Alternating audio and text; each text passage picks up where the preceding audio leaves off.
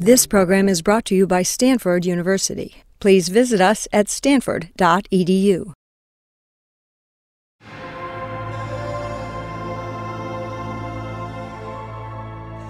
If you're a normal mammal, what stress is about is 3 minutes of screaming terror on the savannah, after which it's either over with or you're over with.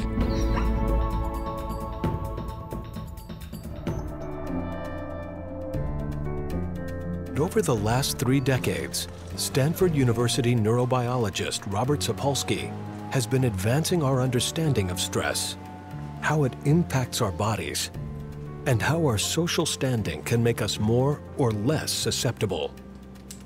Is the aggregate bad news and Most of the time, you can find him teaching and researching in the high-achieving, high-stressed world of brain science. This week's paper is this huge contrast between classical. But that's only part of his story. For a few weeks every year or so, Sapolsky shifts his lab to a place more than 9,000 miles away on the plains of the Masai Mara Reserve in Kenya, East Africa. You live in a place like this, you're a baboon, and you only have to spend about 3 hours a day getting your calories. And if you only have to work 3 hours a day, you got 9 hours of free time every day to devote to making somebody else just miserable.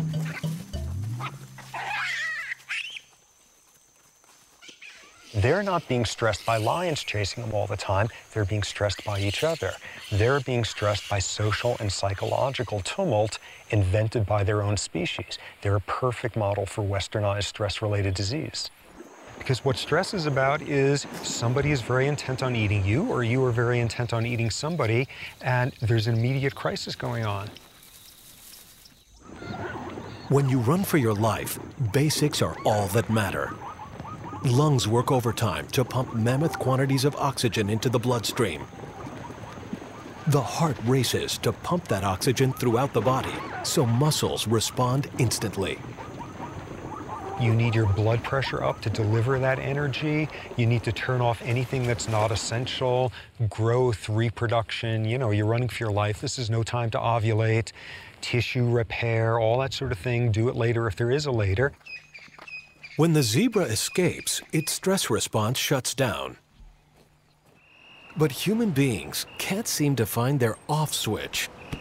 We turn on the exact same stress response for purely psychological states, thinking about the ozone layer, the taxes coming up, mortality, 30-year mortgages. We turn on the same stress response, and the key difference there is we're not doing it for a real physiological reason, and we're doing it nonstop.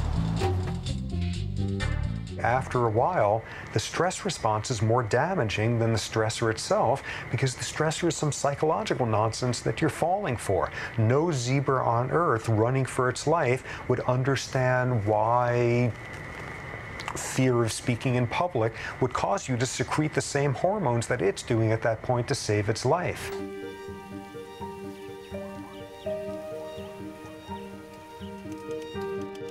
I'm studying stress for 30 years now, and I even tell people how they should live differently. So presumably I should have incorporated all of this, and the reality is, like, I'm unbelievably stressed and type A and poorly coping, and like, why else would I study this stuff 80 hours a week? No doubt everything I advise is going to lose all its credibility if I keel over dead from a heart attack in my early 50s. Nah, I'm not good at dealing with stress. You know, one thing that works to my advantage is I love my work and I love every aspect of it, so that's good. But nonetheless, this is pretty clearly a different place than the savannah in East Africa.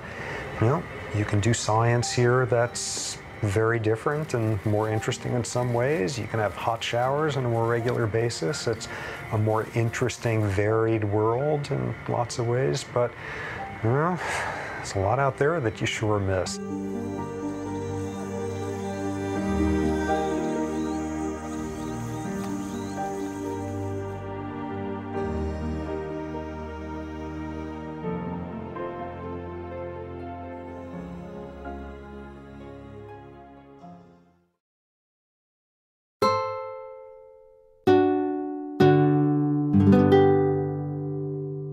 The preceding program is copyrighted by Stanford University.